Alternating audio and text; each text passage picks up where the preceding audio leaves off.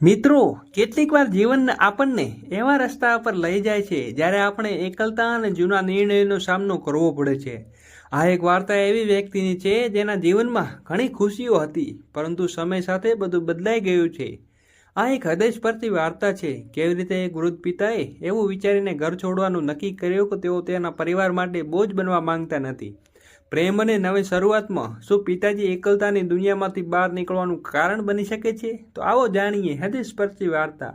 નમસ્કાર મિત્રો, આજની વાર્તા સસરા માટે એક ખાસ ભેટ વિશે છે. શંકરલાલજી તેના પત્ની માટે મહેંદી, બંગડીઓ, સિંદૂર અને સાડીઓથી ખુશી ખુશી પાછા ઘરે ફરી રહ્યા હતા. એવામાં એમના ઘર તરફથી તેજ અવાજ સંભળાયો, અને રામુ, શ્યામુ, જલ્દી જુઓ, શું થયું છે? તેમના પડોશી મિત્ર સૂરજજી બૂમો પાડી રહ્યા છે. હૃદયના ધબકારા વધી ગયા અને ગભરાઈને ઝડપથી પોતાના ઘર તરફ જવા લાગ્યા, કારણ કે તેમના ઘરની દિશામાંથી ધુમાડો આવી રહ્યો હતો. તેના મનમાં આશંકા હતી કે કંઈક અજગતું બન્યું છે. ઘરે પહોંચતા જ તેમની જે દ્રશ્ય જોયું તે તેમના હાથ પગ પણ ઠંડા થઈ ગયા. ત્યાંથી જ વસ્તુઓ ફેંકીને તેઓ દોડવા લાગ્યા અને તેમની પત્નીને બોલાવી ઘરમાં પ્રવેશવાનો પ્રયાસ કર્યો હતો. પછી પાડોશીએ તેમનો હાથ પકડ્યો અને પડોશીએ ઘરમાં લાગેલી આગને ઓલાવવા માટે પાણી રેડવાનો પ્રયાસ કરી રહ્યા હતા, પરંતુ આગની જ્વાલાઓ વધી રહી હતી. શંકરલાલજી તેના પત્નીને સાબિતનો પોકાર અંદર જ પ્રયાસ હતો, પરંતુ કોઈએ તેમની અંદર જવા દીધા ન હતા. બધા સમજવા લાગ્યા કે શંકરલાલ, તમારી પત્ની સબિતા આગમાં બળી અને પરલોક જતી રહી છે. ધીરજ રાખો અને હવે નથી રહ્યા. શંકરલાલજી વિનંતી કરવા લાગ્યા, કોઈ કૃપા કરીને મારી પત્નીને બચાવો, મને અંદર જવા દો. પરંતુ કોઈએ તેની તરફ ધ્યાન ના આપ્યું. પડોશીઓ તેમની આશ્વાસન આપવાનું શરૂ કર્યું, પરંતુ ફાયર બ્રિગેડના કર્મચારીઓ તેમના આગમન પહેલાં જ તેમનું આખું ઘર બળીને રાખ થઈ ગયું હતું. હવે શંકરલાલજી બેભાન થઈ ગયા હતા. તેમને નજીકની હોસ્પિટલમાં લઈ ગયા. નજીકના લોકોએ તરત જ તેના પુત્ર અને પુત્રવધૂને જાણ કરી હતી. દીકરોને તે સમયે ઓફિસમાં મહત્વની મીટિંગમાં ગયો હતો, પરંતુ આ દુઃખદ ઘટના સાંભળી અને તે મીટિંગ કેન્સલ કરીને પિતા માટે પહોંચ્યો હતો. પિતાની આવી હાલત જોઈને પુત્ર અને પુત્રવધૂ રડવા લાગ્યા. પછી સૂરજજી સુધીર પાસે આવ્યા અને કહ્યું, સુધીર દીકરા, તારા પિતા સુરક્ષિત છે, ત્યાંથી ભગવાનનો આભાર માનો. પણ તમારી માતાને જે થયું, આ સાંભળીને સુધીરે કહ્યું, મારી માતાને શું થયું છે? તે ક્યાં છે? મારા પિતા માટે હોવી જોઈએ. એટલામાં ડૉક્ટરે આવીને કહ્યું, તમારા પિતાજીને બેભાન આવી ગયો છે, પરંતુ તેની બીપી ઘણું વધી ગઈ છે, તેમનું ધ્યાન રાખવા જરૂરી. દીકરો અને વહુ દોડીને તેના પિતા પાસે ગયા. કહ્યું, ઠીક પાપા, શું થયું છે? તમે ઠીક તો છો ને? અને માં ક્યાં છે? દીકરા, તારી માં અમને છોડીને આ દુનિયામાં એકલો છોડીને ચાલી ગઈ છે. હંમેશા કહેતી હતી કે હું સુહાગન રહીશ, પણ આ રીતે જતી રહેશે. મને નહોતી ખબર કે જુઓ કેટલો પ્રેમથી મારી પાસે કડવા ચોથથી સાડી મંગાવી હતી. બસ હું સાડી લેવા માટે ગયો હતો, પણ જુઓ, અને પહેરીને નસીબ નહીં હોય, કહીને શંકરલાલજી રડવા લાગ્યા.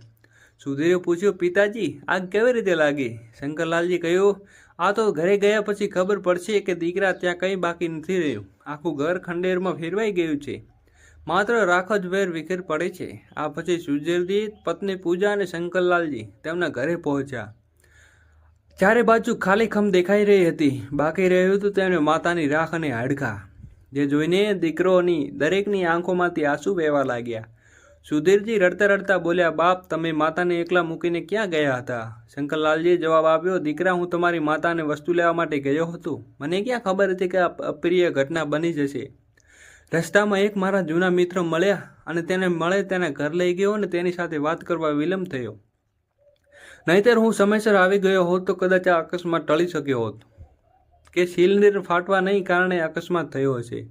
સુધીર તેની માતાની રાખ લઈને રડવા લાગ્યો અને બોલ્યો, માં, મેં તારા પુત્રનો અધિકાર ગુમાવી લીધો છે. હું તારા અંતિમ સંસ્કાર પણ ના કરી શક્યો. મારા જીવનમાં હું ખૂબ જ દોડ્યો, પણ હું મારી માતાને અંતિમ સંસ્કાર પણ ન કરી શક્યો.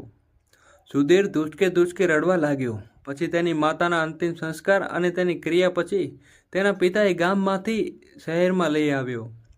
શંકરલાલજી હવે તૂટેલા હૃદય સાથે શહેરમાં આવી ગયા હતા.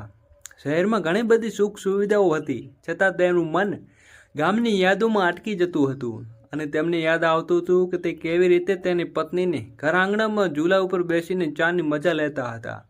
વરસાદની મોસમમાં પકોડા ખાતા પુત્ર અને પુત્ર વધુના ઘરમાં તેને અજાણ્યા જેવું લાગ્યું હતું.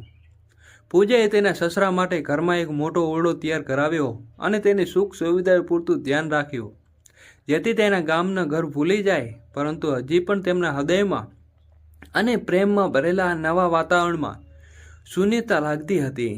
તેઓ પોતાના જાતને અનુકૂળ ન રહી શક્યા. ધીરે ધીરે શંકરલાલજી તેમના પુત્ર અને પુત્ર વધુ સાથે વાત કરવાનું બંધ કરી દીધું. તેઓ હંમેશા માટે શાંત રહેતા હતા, પોતાના બાળકોથી દૂર રહેતા હતા. ઘરમાં દરેક ખૂણે તેમને યાદ અપાવ્યું કે હવે તેમની પોતાની કોઈ જગ્યા નથી. ઘણીવાર બારી બહાર જોતા રહ્યા. પુત્ર વધુનો બગીચો ખીલી રહ્યો હતો. તેમને પત્નીને સાબિત્યાની યાદ આવી જતી હતી. તેને બાગમાં ગામમાં ખૂબ શોખ હતો, પરંતુ હવે તેઓ સુંદરતાનો આનંદ માણતા નથી. ફૂલોના રંગો અને પક્ષીઓનો કિલકલાટ બધું શંકરજીને નિશ્ચિત લાગતું હતું. દિવસો આમ જ પસાર થતા રહ્યા. એક દિવસ પૂજાના કેટલાક મિત્રો તેને ઘરે આવ્યા. તેમાંથી એક કહ્યું, પૂજા, આજે તું આટલા મોટા નાના રૂમમાં કેમ બેસાડે છે? તું હંમેશા અમને મોટા રૂમમાં બેસાડીને ત્યાં ખવડાવતી હતી. પૂજાને જવાબ આપ્યો, અરે હા, મારા સસરા ત્યાં રહે છે. એક મિત્રે આશ્ચર્ય સાથે કહ્યું, કોણ સસરા? તેઓ તો ગામમાં રહેતા હતા. પૂજાએ કહ્યું, અરે હવે એ અમારી સાથે રહે છે. તેના ઉપર તેના મિત્રોને મજાકમાં કહ્યું, વાહ પૂજા, તું તો મોટી મુશ્કેલીમાં ફસાઈ ગઈ છે. મેં તો લગ્ન પહેલાં જ નક્કી કર્યું હતું કે મારા સાસુ અને સસરા હાજર ન હોય ત્યાં સુધી લગ્ન કરીશ. પણ પૂજા, તારા સસરા ગામડે હતા ત્યારે તેને ઘરે કેમ લાવી? મારું માન તેમનું વૃદ્ધાશ્રમ છોડી દો, નહીં તો તમારી સ્વતંત્રતા સંપૂર્ણપણે છીનવાઈ જશે. બસ ભોજન પીરસવાનું ચાલુ રાખો, દવા આપો અને પછી તેમને રોગો ભગવાનનો આભાર માને કે હું આ મુશ્કેલીમાં ન પડી. આ સાંભળીને પૂજા ગુસ્સે થઈને તેણે મિત્રને ઠપકો આપતા કહ્યું, ચૂપ રાખો, બકવાસ બંધ કરવો. અને મારી પૂજા તેની સસરા રૂમમાં જઈને જોયું કે શંકરલાલજી સૂઈ રહ્યા છે.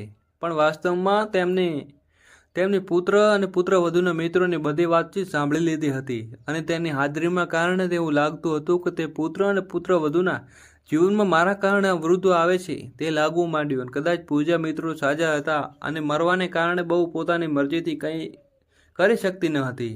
તેણે આખો દિવસ મારું ધ્યાન રાખવું પડે છે.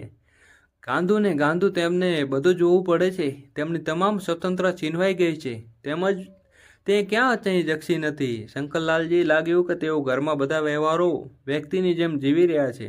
છેવટે એક દિવસ તેમને પુત્ર સુધીર સાથે વાત કરી. મિત્રો, સ્ટોરીને પૂરી સાંભળવા ખાસ વિનંતી. તેની સાથે લાઇક અને સબસ્ક્રાઈબ દેજો. ભારે હૈયે તમને કહી દીધું, દીકરા સુધીર, હવે મારે વૃદ્ધાશ્રમમાં જવું છે. મારે ત્યાં રહેવું સારું રહેશે. હું તારા અને તારી વહુ પર બોજ બનવા નથી માંગતો. તારા જીવનમાં હું ક્યારેય અવરોધ બની રહ્યો છું. વૃદ્ધાશ્રમમાં મારા જેવા વધુ લોકો હશે અને તમે કોઈ પણ ચિંતા વિના તમારું જીવન જીવી શકશો. સુધીરે તેમના પિતા તરફ આશ્ચર્યથી જોયું અને તેમને સમજવા લાગ્યો કે તે તેમના માટે પહેલાં બોજ નથી અને ભવિષ્યમાં પણ તે ક્યારેય પણ જવાની જરૂર નથી. શંકરલાલજી ખાવા પીવાનું બંધ કરીને પત્ની તસવીર તરફ જોતા રહેતા હતા. તેઓ સતત રડી રહ્યા હતા, પણ વધુ જોઈને પૂજાની આંખોમાં આંસુ આવી ગયા. પૂજાએ સાંભળ્યું કે બાબુજી તેમના જીવનમાંથી દૂર જવા માંગે છે. શંકરલાલજી પૂજા માટે કોઈ અવરોધ ન હતા. તેણીએ તેમને બોજ તરીકે નહીં પરંતુ તેના માતા પર આશીર્વાદ તરીકે ગણ્યા હતા. હવે પૂજાને તેની કાળજી વધુ સારી વધારે હતી. તેમની પસંદગીનો ખોરાક રાંધશે અને તેઓ જે ઈચ્છે છે તે કરશે. આ બધું જોઈને શંકરલાલજીએ વધુ ખરાબ લાગવા માંડ્યું. આમને આમ મારા કારણે તેમની ઈચ્છા મુજબ કંઈ પણ કરી શકતા ન હતા. તેમણે લાગ્યું કે તેમની હાજરીમાં તેના પુત્ર અને પુત્ર વધુના જીવનમાં એક બંધન બની ગઈ છે. પોતાના રૂમમાં સૂતા શંકરલાલજી વિચારવા લાગ્યા અને તેમને એવી જગ્યા શોધવી જોઈએ કે જ્યાં તેમનું કોઈ જીવનને ખલેલ પહોંચાડે નહીં અને બાકીનું જીવન સુખ અને શાંતિથી જીવી શકે. તેમને લાગતું હતું કે તેઓ વૃદ્ધાશ્રમમાં સારી રીતે જીવન જીવશે. તે માટે તેમના વધુ આદર અને શાંતિપૂર્વક રહેશે. તેના દરેક વ્યક્તિ પાસે શેર કરવા માટે એક સરખી વાર્તા હશે અને તેમનો પુત્રો સુધીર અને પુત્ર વધુ પૂજા માટે પણ બોજ જેવું લાગશે નહીં. જોકે એક તરફ તેને રાહત હતી અને હવે તે પુત્ર અને પુત્ર વધુ માટે બોજ બની શકશે નહીં, તો બીજી તરફ તેને એક પણ ડર હતો કે તેણે બાકીનું જીવન અજાણ્યા વચ્ચે વિતાવવું પડશે, જ્યાં તેમનું ઘર ક્યારેય નહીં હોય. અને ત્યારે જાણતા હતા કે તેમના નિર્ણયોમાંથી તેમના પુત્ર અને પુત્ર વધુને ખૂબ જ દુઃખ થશે. પરંતુ તેમને લાગ્યું કે આના સિવાય એમની પાસે બીજો કોઈ વિકલ્પ નથી. વધુ વિચારતી વખતે સવાર ક્યારે થઈ ગયું તેમને ભાન પણ ન રહ્યું. તેઓ આખી રાત બહાર ઊંઘી ન શક્યા અને સવારે ઉઠીને પોતાની વસ્તુઓ પેક કરવા લાગ્યા. તેમણે તેની પત્નીને ફોટો ઉપાડ્યો અને સુટકેસમાં પેક કર્યો. એક શર્ટ અને તેની પત્ની તેમને આપ્યો હતો. તે ખૂબ જ કાળજીથી રાખ્યો અને ભારે હૈયે સીડીએ ઉતરવા લાગ્યા. નીચે જોયું તો પુત્રવધુ પૂજા એકલી તેમની સામે ઊભી હતી અને તેની આંખોમાં આંસુ છુપાવેલો પ્રયત્ન કરી રહી હતી, પરંતુ તેની લાલ આંખો સ્પષ્ટ બતાવતી હતી કે તેમને જવાથી ખુશ નથી. પૂજાએ શંકરલાલને આ રીતે ઘર છોડવું ગમ્યું નહીં. પૂજાએ કહ્યું, બાપુજી, શું તમે હજી તમારા ઈરાદા પર મક્કમ છો? તમારો આ નિર્ણય શું કાયમી છે કે અમારી સાથે આ ઘરમાં રહેવા નથી માંગતા? પૂજાએ તેના સાથે હૃદય આશા સાથે પૂછ્યું કે કદાચ બાબુજી પોતાનો વિચાર બદલી નાખશે, પણ તેણે તેના વહેતા આંસુને રોકવાનો પ્રયાસ કર્યો હતો, પરંતુ તેના ચહેરા પર ઊંડી ઉદાસને સ્પષ્ટ દેખાતી હતી. શંકરલાલજીએ તેમનો ઊંડો શ્વાસ લીધો અને ત્યારબાદ વૃદ્ધાશ્રમ જવા માટે નીકળ્યા હતા. અને મિત્રો, હજી સુધી ચેનલને સબસ્ક્રાઇબ ના કરી તો ચેનલને સબસ્ક્રાઇબ કરો અને વિડીયોને અને પોતાનો અવાજ મજબૂત કરતા કહ્યું, અમારા બધા માટે સારું રહેશે. તમે વહુ બેટા ચિંતા ન કરશો, હું ઠીક ત્યાં રહીશ. તેમ છતાં તેમણે સ્મિત પર દબાણ કર્યું અને જાણતા હતા કે સ્મિત તેની આંતરિક બેચેનીને છુપાવી શકશે નહીં. પૂજાએ કહ્યું, બાબુજી, જતી વખતે ઓછામાં ઓછી મારી બનાવેલી એક કપ ચા તો પી લો. હું તમને વૃદ્ધાશ્રમ લઈ જઈશ. શંકરલાલજી પૂછ્યું, સુધીર ક્યાં છે? પૂજાએ કહ્યું, તેમનું ઓફિસમાં કોઈ અગત્યનું કામ હતું, તેથી હું તેને મૂકવા માટે આવું છું. પહેલાં તો એક કપ ચા તો પી લો. ચાની ચૂસકી લેતા શંકરલાલજી તેમની પત્નીની યાદ આવી ગઈ કે કેવી રીતે તેમણે પ્રેમથી ચા પીરસતી હતી. તે વિશે તેમણે વાત કરવાનું શરૂ કર્યું. વૃદ્ધાશ્રમમાં જશે આટલા પ્રેમથી તમને ચા કોણ પીરસશે? પૂજા રસોડામાં ઊભી આ બધું જોઈ રહી હતી. પછી તેમણે પોતાના તમામ સામાન ઉપાડીને કારમાં રાખ્યા. પૂજા તેમની સાથે ઘણી બધી વાતો કરતી હતી, પણ શંકરલાલજી પોતાની દુનિયામાં ક્યાંક ખોવાઈ ગયા હતા. તેમનું ધ્યાન બીજે ક્યાંક હતું. તેમનું મન ફરીથી તેના જૂના ઘર અને તે જીવન તરફ જઈ રહ્યું હતું. તેઓ જૂની યાદોમાં ડૂબી રહ્યા હતા. અમને એમ લાગવા માંડ્યું કે જાણે એમની દુનિયામાં એમનાથી ધીમે ધીમે સરકી રહ્યું છે. તેમનું સ્મિત ક્યાંક ખોવાઈ ગયું છે.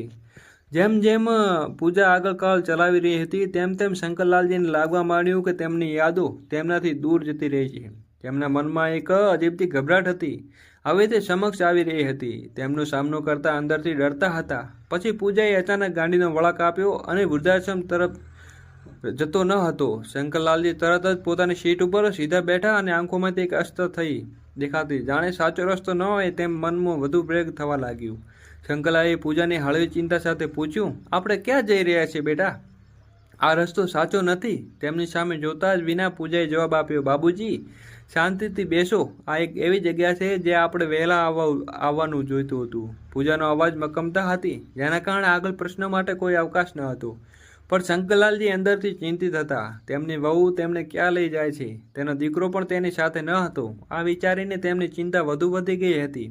તેમણે કહ્યા વિના ક્યાં લઈ આવી રહ્યા છે? તેઓ સમજી શક્યા ન હતા. રસ્તાને બદલાઈ ગયા રહ્યા હતા. કંઈક યોગ્ય લાગતું ન હતું. તેમણે બેચેન અપેક્ષાએ તોફાન અંદરથી વધી રહ્યું હતું.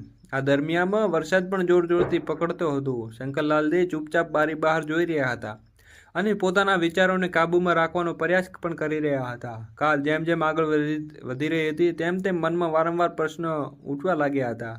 પૂજાએ તેમને કંઈ બીજું કોઈ પ્લાન હતું. આસપાસના દ્રશ્યો પણ બદલાવા લાગ્યું હતું. શહેરમાં ધમધમાટમાંથી બહાર આવીને તેઓ એક શાંતિ અને ખુલ્લી જગ્યાએ પહોંચવા લાગ્યા, જ્યાં વૃદ્ધ છોડ અને છૂટાછવાયા મકાનો પણ હતા. મનમાં ભૂતકાળની અજાણી યાદો ભરેલું ભવિષ્ય ડરમાં અટવાય છે. છેવટે પ્રવાસ તમને ક્યાં લઈ જતો હતો? ખરેખર તેમના જીવનમાં અંત હોય તે કે તો વિચારતા હતા કે કંઈક બીજું જ હશે, જેના વિશે તે હજી સુધી જાણતા ન હતા. ગાડી પરિચિત રસ્તા ઉપર આગળ વધી રહી હતી, પરંતુ અંકિત મુકામ હજી શંકરલાલજી માટે રહસ્ય હતું. તેમનું હૃદય ઝડપથી ધબકતું હતું અને કારની અંદર નીરવા ધીમે ધીમે ભારે દરેક પસાર થઈ રહી હતી. મિનિટ તણાવ વધતો હતો અને શું થયું તે ફરીથી વિચારતી રહી હતી. તેમને પોતાને રોકી શક્યા નહીં. પૂજાએ એવી જગ્યાએ કાર રોકી જેથી શંકરલાલજીનું હૃદય ધડકવા લાગ્યું. ત્રણ પહેલાં જોવાના દ્રશ્યો તેમણે શ્વાસ લીધો અને એ જગ્યા હતી જ્યાં એક સમય તેમનું એક જૂનું ઊભું ઘર હતું.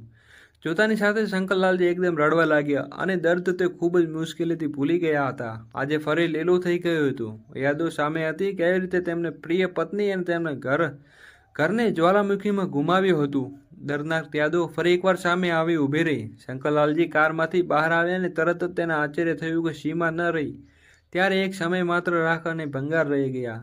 હવે એક નાનકડું ઘર ઊભું હતું. ત્યાં જોઈને શંકરલાલજી ખુશીનો કોઈ પાર ન રહ્યો. તેમણે જોયું તો તેમનો પુત્ર સુધીર પહેલેથી જ ત્યાં હાજર હતો અને આસપાસના પડોશી ત્યાં સાથે ઊભા હતા અને બાબુજી આવકાર માટે ફૂલોની વર્ષા કરી રહ્યા હતા.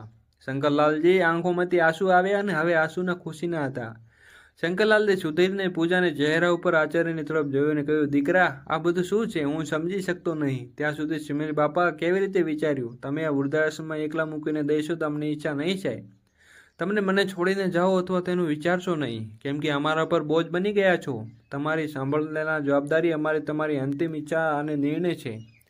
ધીરે ધીરે નવું ઘર તો જુઓ. શંકરલાલજી ધીરે ધીરે ચાલે છે. નાનકડા ઘર તરફ ચાલવા લાગ્યા અને હાથ પગ પણ ધ્રુજતા હતા. તેમણે નવા ઘરને ધ્યાનથી જોયું અને તેને જૂનું ઘર ન હતું, પરંતુ દરેક નાની નાની વાતમાં સુધીર અને પૂજાનો પ્રેમ પ્રત્યેક દેખાતા હતા. ઘરની બહાર એક નાનકડો બગીચો હતો. જેમણે તેમની પત્ની સવિતાને લગાડ્યો હોય તે બારી પણ તેમની હતી, જેના દ્વારા સૂર્યપ્રકાશ ઘરમાં વાતાવરણમાં ગરમ બનાવી રહી હતી. આંગણામાં એક એવો ઝૂલો હતો જેમના ઘર તરફ વહેલો સવારે બેસતા હતા. જ્યાં બેસતા શંકરલાલજી તેમની પત્ની સાથે ચા પીતા હતા. તે કશું બોલ્યા વગર ધીમે ધીમે ઘરની અંદર ગયા. તેમના હાથ દરવાજાની ફ્રેમ અને તાજી પેઇન્ટ દિવાલોમાં સ્પર્શ કરી રહ્યા હતા. ઘરનો દરેક ખૂણો નવી શરૂઆતની વાર્તા સાંભળતો હતો. વીતેલા સમય માટે ઊંડો શ્વાસ આદર દર્શાવતો હતો. લિવિંગ રૂમમાં એક ફ્રેમની તેમની નીચે પત્નીની તસવીર હતી.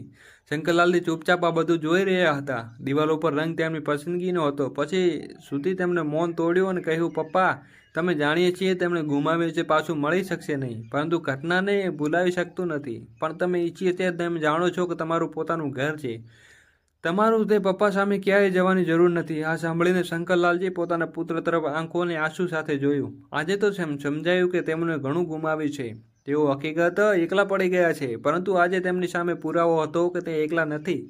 તેમનો પરિવાર હંમેશા તેમની સાથે છે. સુધીર અને પૂજા તેમની નવી શરૂઆત આપવામાં તેમની સાથે ઊભા હતા. તેઓ ઈચ્છતા હતા કે તેમના પિતા સમજે કે તેનાથી અલગ વિના જીવન તેમને નવી ક્ષણો બનાવી રહ્યું છે, તક આપે છે. હવે તેમને એક જ ડર હતો કે શંકરલાલજી કરશે શું તેમના માટે નિર્ણય વળગી રહેશે. તેઓ વૃદ્ધાશ્રમમાં જવા માંગે છે, તેથી તેઓ સ્વતંત્ર અનુભવી શકે, અથવા તેઓ આ નવો વિકલ્પ અપનાવશે. તેમણે પુત્રને પુત્ર વધુ પ્રેમથી બનાવ્યું. આ ઘર તેમનું નવું નિવાસસ્થાન બની શકે છે. તેમની આંખોમાંથી આંસુ સાથે શંકરલાલજી સમજ્યા કે કદાચ તેમને સૌથી વધુ એકલતા નહીં, પણ તેમના પરિવારની હાજરી જરૂર છે. આજે તેઓ ફરીથી આત્મવિશ્વાસથી ભરાઈ ગયા હતા. તેઓ સમજી ગયા કે કદાચ તેમનું ભવિષ્ય એટલું અંધકારમય નથી જેટલું તેઓ વિચાર્યું હતું. શંકરલાલજી લાંબા સમયથી મૌન રહ્યા પછી રૂમ જવા લાગ્યા. તેઓ સામે ઊંઘ અનુભવી રહ્યા હતા. કોઈ વૈભવી ઘર ન હતું, પરંતુ દરેક ખૂણામાં તેમને કાળજીપૂર્વક તૈયાર કરવામાં આવ્યું હતું. એક નાનું અને સાદું ઘર હતું, જેને ખૂબ પ્રેમથી સજાવવામાં આવ્યું હતું. બારી પાસે આરામદાયક ખુરશી મૂકવામાં આવી હતી. જ્યાં સુધી સૂર્યપ્રકાશ અંદર આવી રહ્યો હતો તેને લાગતું હતું જાણે એક તેના જૂના ઘરમાં આત્મા સમજી ગયો છે. પછી પૂજાએ કહ્યું, જાણીએ છીએ બાબુજી, તમારું ઘર જૂનું પાછું લાવી શકતા નથી, પરંતુ ઈચ્છીએ છીએ કે તમે એક નવી શરૂઆત કરો. ફરીથી આ કારણે તમે અમારા જીવનમાં એક મહત્વપૂર્ણ ભાગ છો. મિત્રો, આગળ વધશું તે પહેલાં જાણી લો અને આપણો વિડીયોને લાઇક કરી અને ચેનલને સબસ્ક્રાઈબ કરો, જેથી હું તમારા માટે આવી જ વાર્તાઓ રોજ લાવતો રહીશ. બાબુજી, અમે જાણીએ છીએ કે તમારી સ્વતંત્રતા અને સ્વાભિમાનનું કેટલું મૂલ્ય રાખો છો. આ જગ્યા ફક્ત તમારા માટે, જેથી તમારી પાસે તમારા પોતાની જગ્યા હોય, પરંતુ અમે પણ નજીકમાં હોઈશું. અમે નથી ઈચ્છતા કે તમે બોજ જેવું અનુભવો, કારણ કે અમારા માટે ક્યારેય બોજ ન હતા. અમારા પરિવારનો ભાગ છો. મારે પિતા નથી. બાળપણથી જ મારા માથા ઉપરથી તેમનો પડછાયો છીનવાઈ ગયો હતો. મેં તમારા પિતા માન્યા છે. પૂજાની વાત સાંભળીને શંકરલાલજી જાણે અંદરથી રાહત લહેર દોડી ગયા હતી. તેની આંખોમાંથી આંસુ વહેવા લાગ્યા અને ગાંઠ તેના હૃદયમાં પકડી રાખી. હવે ધીમે ધીમે ખોલવા લાગી. જે ભાર અનુભવી રહ્યા હતા તે ધીમે ધીમે અદૃશ્ય થઈ ગયા હતા, પરંતુ તેમનું સ્થાન કુટુંબની શાંતિને લીધે તેમના પુત્ર અને પુત્રવધૂની પ્રેમભરી લાગણી તેમના હૃદયને સ્પર્શી ગઈ હતી. તેઓ આંગણા તરફ આગળ વધ્યા અને પુત્ર અને પુત્રવધૂની સાથે મળીને સુંદર બગીચો રોપ્યો હતો. આ બગીચામાં તેમની પત્નીને બનાવ્યો હોય તેવો એક, જેમાં સામાન્ય ફૂલો અને વૃક્ષો અને છોડો તમામ સાધનીઓ, તે સુધીર અને પૂજા તેમના માટે કેટલું ઊંડાણ ધરાવે છે. આખરે તેમને સમજાયું કે માત્ર નવું ઘર ન હતું, તેની સ્વતંત્રતા ગુમાવ્યા વિના તેના જીવનની નવી શરૂઆત કરવાની હતી. આ એક તક. શંકરલાલજી ધીમે ધીમે તેના પુત્ર અને પુત્રવધૂ સાથે એક નવી દિનચર્યા અને એડવાન્સ લાગ્યા હતા. શરૂઆતમાં અશક્ય લાગતું હતું. તેના જીવનમાં એક નવી આશા જાગી રહી હતી. એક વાસ્તવિક તક અનુભવી લાગ્યા. પહેલીવાર શંકરલાલજી લાગ્યું કે તેમ પોતાનું ઘર છે. ભલે તે પહેલાં જેવું ન હતું, પરંતુ સુધીર પૂજાની નિકટતા અને આરામ આપ્યું હતું. ફરીથી શોખ તરફ વળ્યા અને તેમને હંમેશા ગમતું હતું. બાગકામ કરતા બગીચામાં કલાકો ગાળશે, માટી તૈયાર કરશે, ફૂલો પાણી આપશે અને જીવનની પ્રગતિ કૃતકૃણ્યમાંથી જોશે. નવા ફૂલો સાથે તેમને લાગ્યું કે તેઓ પોતે એક નવું જીવન જીવી રહ્યા છે અને ફરીથી તેમના જીવનમાં આરામદાયક અનુભવી રહ્યા છે. સાંજે બગીચામાં કામ કર્યા પછી વરંડામાં બેસીને મહેનતનું ફળ જોઈ સંતોષી અનુભવી હતા. ઘરમાં માત્ર ટેરેસ ન હતું, પરંતુ એક એવી જગ્યા હતી જેઓ પોતાનું કહી શક્યા. બીજી તરફ સુધીર પૂજાએ તેમના જીવનમાં સંપૂર્ણ સંતુલન જાળવી રાખ્યું હતું.